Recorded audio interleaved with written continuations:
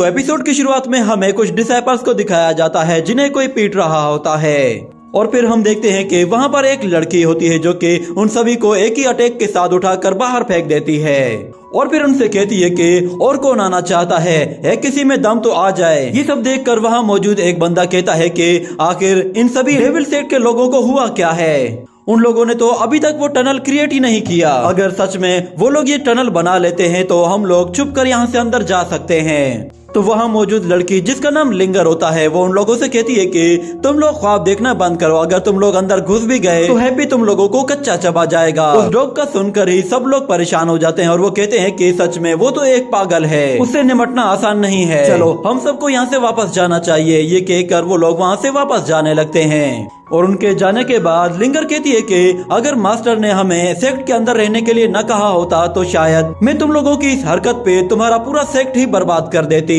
ये कहने के बाद वो वापस अपने सेक्ट के अंदर जाने लगती है। इतने में अचानक जमीन हिलना शुरू हो जाती है जिस पर वो बहुत ज्यादा डर जाती है और पीछे मुड़कर देखती है और दूसरी तरफ जो डिसाइपल्स भाग रहे होते हैं वो सब भी डर जाते हैं क्योंकि उनके नीचे भी जमीन हिलने लगी थी। वो सब लोग परेशान हो जाते हैं, उन्हें लगा कि शायद डेविल सेक्ट के लोगों ने टनल बना ली होगी इसीलिए ये जमीन हिल रही है। जिसके बाद वो लोग देखते हैं कि आसमान की तरफ बहुत ही पावरफुल एनर्जी जा रही है जिसे देखकर वो डिसाइपल्स बहुत खुश होने लगते हैं और कहते हैं कि लगता है कि डेविल सेक्ट ने अपना काम कर दिया है, अब हम लोग टैनलैंड सेक्ट पे हमला कर सकते हैं। और दूसरी तरफ लिंगर को कुछ जानी पहचानी फीलिंग्स आने लगती हैं। इतने में हम लोग देखते हैं कि जमीन से एक बहुत बड़ा पहाड़ निकलकर ऊपर आ जाता है जिसकी वजह से वहाँ तेज हवाएं चलने लगती हैं और वहाँ मौजूद डिसाइपल्स उड़कर दूर चले जाते हैं। और लिंगर देखती है कि उस पहाड़ के ऊपर से बहुत ही पावरफुल एनर्जी निकल रही है जिसे वो लोग दूर दूर तक फील कर पा रहे थे।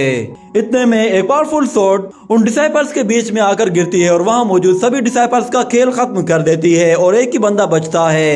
ये देखकर वो बंदा खुद भी हैरान हो जाता है। जिसके बाद लिंगर को वहाँ पे मास्टर शुयान नजर आ जाता है। शुयान अपनी पूरी टीम के साथ वहाँ पे आ गया था जिसे देखकर लिंगर का दिल भर आता है और उसकी आंखों में आंसू आ जाते हैं और वो भागते हुए मास्टर के पास आती है और उससे लिपट जाती है और कहती है कि फाइनली मास्टर आप भी अपर रियलम में आ गए, मैंने आपको यहाँ पे बहुत मिस किया है। जिसके बाद हम लोग टैनलैंड सेट के कुछ और लोगों को देखते हैं, वो लोग भी मास्टर शुयान के आगे आकर झुक जाते हैं। इतने में हम लोग देखते हैं कि हैप्पी शुयान को देखकर सच में हैप्पी हो जाता है और उसके आसपास गोल गोल घूमना शुरू कर देता है। तो शुयान अपने डिसाइपल से कहता है कि सब लोग खड़े हो जाओ। तो वहाँ मौजूद वो छोटा बच्चा जिसके सिर पे पत्ते होते हैं वो शुयान से कहता है कि मास्टर मैं और ये ओल्ड मैन आपका बहुत ही लंबे टाइम से इंतजार कर रहे थे, फाइनली हमारा इंतजार अब खत्म हुआ, आपको देखकर सच में बहुत खुशी हो रही है। और दूसरी तरफ लिंगर मास्टर से कहती है कि आप मुझे हमेशा कहते थे ना कि मैं प्रैक्टिस करते रहूं, तो मैंने अपनी प्रैक्टिस को नहीं छोड़ा। मैंने शेर की धाड़ को बहुत ही पहले से ही प्रैक्टिस कर लिया है, अब मैं उसमें एक्सपर्ट बन चुकी हूँ। इसके अलावा टाइटू गोंग और होंग वंग फिस्ट को भी मैंने सीख लिया है। ये सुनकर उसका सीनियर ब्रदर कहता है कि बस बस बहुत हो गया, तुम्हारे पास बोलने के लिए बहुत है, इसलिए तुम बाद में बात करना, पहले जरा शुयान को अंदर आने दो। ये कहकर वो लोग वहाँ से चले जाते हैं और वहाँ बचा हुआ एक अकेला डिसाइपल ये देखकर बहुत ज्यादा घबरा जाता है कि शुयान अब वापस आ चुका है, यानी कि अब लोअर रियलम में टैनलैंड सेट का कोई भी बंदा नहीं बचा, सबके सब अपर रियलम में आ गए हैं। ये सोचकर ही वो बहुत ज्यादा डर जाता है और वहाँ से फौरन से भाग जाता है। जिसके बाद हम लोग देखते हैं कि शुयान अपने सारे साथियों के साथ एक बड़े हॉल में मौजूद होता है जहाँ पे लिंगर ने अपने बहुत सारी स्पिरिचुअल हर्ब्स जमा की हुई होती हैं, वो वहाँ पे लेकर आती है, जिन्हें देखकर उसका सीनियर ब्रदर कहता है कि तुमने ये हजारों साल पुरानी स्पिरिचुअल हर्ब्स कहाँ से निकाली हैं? उन स्पिरिचुअल हर्ब्स में 8000 साल पुरानी रूट टी और 10,000 साल पुराना ड्रैगन फ्रूट शामिल होता है। ये देखकर हुआनफूस से कहता है कि तुमने ये सारा कहाँ से इकट्ठा कर लिया है, कहीं इसके चक्कर में तुमने सारे ट्रेजर बर्बाद तो नहीं कर दिए। ये कहने के बाद वो मास्टर को एक टाइजू ड्रिंक पिलाती है जिस पर लियान और क्वीन हंसना शुरू हो जाती हैं। और दूसरी तरफ लिंगशुन वहाँ पे पिलर में लगे हुए एक स्टोन को देखकर कहती है कि ये तो किसी स्पिरिचुअल बीस्ट का इनर कोर लग रहा है, इसके अंदर तो बहुत ही ज्यादा स्पिरिचुअल पावर है। सच में अगर किसी ट्यांजी लेवल के मॉन्स्टर के साथ इसे कंपेयर किया जाए तो ये उससे 100 टाइम्स ज्यादा पावरफुल होगा। और फिर दूसरी तरफ हम लोग एल्डर फेंग को देखते हैं, वो महल को चारों तरफ से देख रहा होता है और वो कहता है कि मैंने तो सुना था कि टैनलैंड सेक्ट में ट्रेजर्स की भरमार है, वहाँ पे ट्रेजर्स का तो पूरा एक पहाड़ बना हुआ होता है, मगर यहाँ पे तो कुछ भी दिखाई नहीं दे रहा। इतने में हम देखते हैं कि वहाँ मौजूद डिसाइपल्स की बॉडी से अचानक से रोशनी निकलने लगती है, जिस पर वो खुद हैरान हो जाती है और कहती है कि अचानक से हमारा रियलम अपग्रेड कैसे हो गया।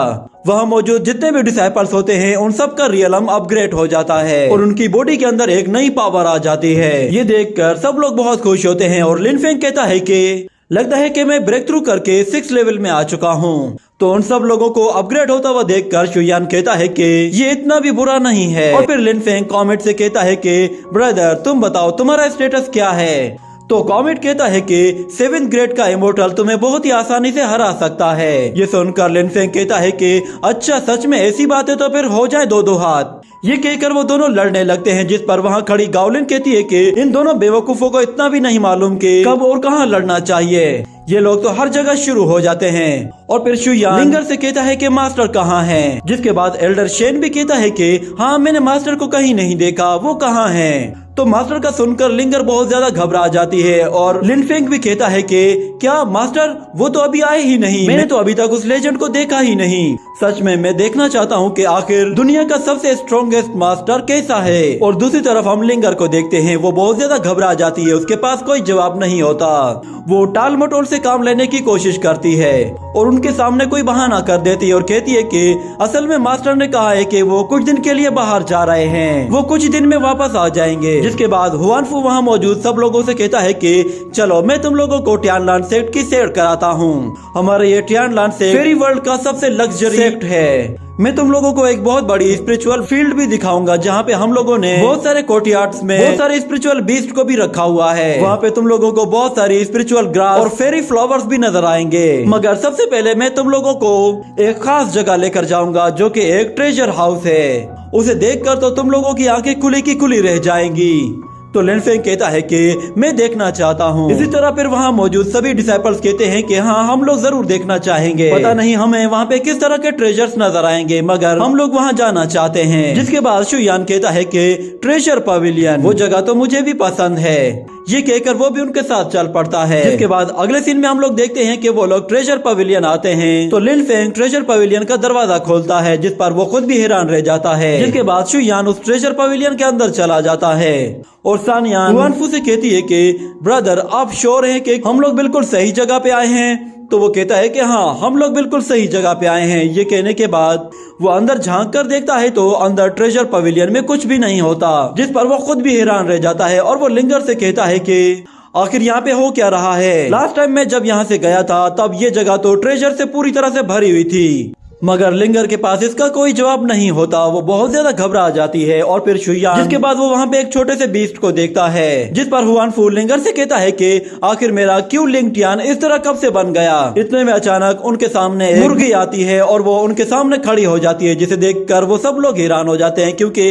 वो उन सब के सामने ही अंडा देती है और फिर वहाँ से मुंह उठाकर चली जाती है। ये देखकर हुआनफू कहता है कि आखिर यहाँ पे हो क्या रहा है, मेरे सारे स्पिरिचुअल बीस्ट वो कहाँ गए। जिसके बाद लिंगर शुयान से कहती है कि मास्टर प्लीज उस टेम्पररी रूम में मत जाइएगा। तो शुयान वहाँ से पलटकर वापस जाने लगता है। जिसके बाद वो सब लोग दोबारा से उसी हॉल के अंदर आ जाते हैं, जहाँ पे हुआनफू लिंगर से कहता है कि मुझे बताओ आखिर यहाँ पे सब कुछ हो क्या रहा है। तो शुयान कहता है कि लगता है मास्टर सब कुछ अपने साथ लेकर यहाँ से कहीं गया हुआ है। ये सुनकर लिंगर हैरान हो जाती है और कहती है कि मास्टर आप ये सब कैसे जानते हैं। सच में मैं ये बात आपसे छुपाना नहीं चाहती थी, मगर मैंने आपको ये बात इसलिए नहीं बताई कि शायद आप इससे गुस्सा हो जाएंगे, क्योंकि हमें मास्टर ने सिर्फ यही ऑर्डर दिया था कि हम लोग यहाँ पे अपने घर को गार्ड करें। तो लिन शुई कहती है कि वो सारे डिसाइपल्स कहाँ चले गए जो कि हमसे पहले यहाँ आए थे। तो हुआनफू कहता है कि उनका भी कोई अता पता नहीं, मास्टर हमेशा मुझे ही डिफरेंट टास्क दिया करते थे, मैंने ही बहुत सारी आइडेंटिटीज के साथ डिफरेंट टास्क किए हुए हैं